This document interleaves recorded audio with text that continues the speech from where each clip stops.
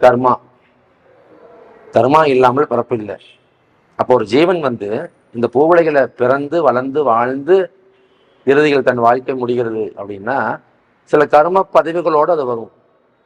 நிச்சயமாக நல்ல கர்ம பதிவுகளோடும் சில சிக்கலான கர்ம பதிவுகளோடும் வரும். அந்த கர்ம பதிவுகள் என்ன விதமான கர்ம பதிவுகளோடு அந்த ஆத்மா இறங்கியிருக்கு என்பதை சுட்டக்கூடிய எடுத்து சொல்லக்கூடிய வகுப்பு, அந்த பயிற்சி தான் இந்த நட்சத்திர கர்ம பதிவு. ஒரு ஜாதகத்துல கிரகங்கள் நிற்கிறது, 9 கிரகங்களும் நிற்கும். எங்கனாலும் நிற்கலாம், எந்த நட்சத்திரத்தினாலும் நிற்கலாம், எந்த நட்சத்திர பாதத்தினாலும் நிற்கலாம்.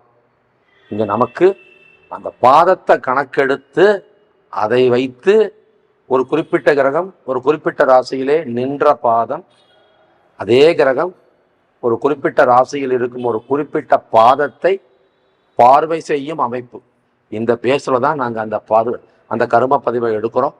அந்த பேஸ்ல தான் கர்ம பதிவை எடுத்தோம். அத்தனைக்குமே எவிடென்ஷியல் ப்ரூஃப் அது கிளாஸ்லயே இருந்தது. ஒவ்வொரு நட்சத்திர பாதத்திலையும் ஒவ்வொருத்தருக்கும் ஒவ்வொரு விதமான தன்மைகள். ஒன்று கிரகம் நிற்பது அல்லது கிரகம் பார்ப்பது. அந்த தன்மையில அந்த பக்கம் அந்த நட்சத்திர பதிவுங்கிற அமைப்புல அந்த ஒரு பர்டிகுலர் பேஜ் அதை படிச்சு முடிச்ச உடனே அவங்க கை தூக்குறாங்க. இந்த வினைப்பதிவு என்னுடைய ஜாதகத்துல இருக்கு, இந்த வினைப்பதிவு எங்க வாழ்வில் நடைமுறையில் வந்தது அப்படின்னா 108 நட்சத்திர கர்ம பதிவுக்கும் 108 விதமான வினைப்பதிவுகள் இருக்கு. ஒன்றோடு ஒன்று தொடர்பே இல்லாம இருக்கு.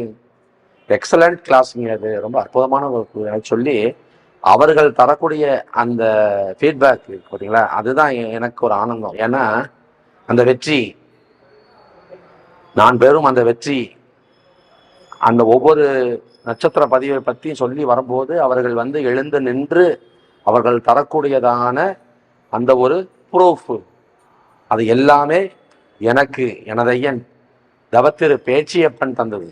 அதனால அந்த பெருமை புகழ் மற்ற எல்லாமே ஐயனுடைய திருவடிகளை தான் நான் சமர்ப்பிக்கணுமே தவிர இதுல என்னுடைய சொந்த கருத்து என்னுடைய சிந்தனை நானா யோசனை பண்ணது அதெல்லாம் எதுவுமே கிடையாது.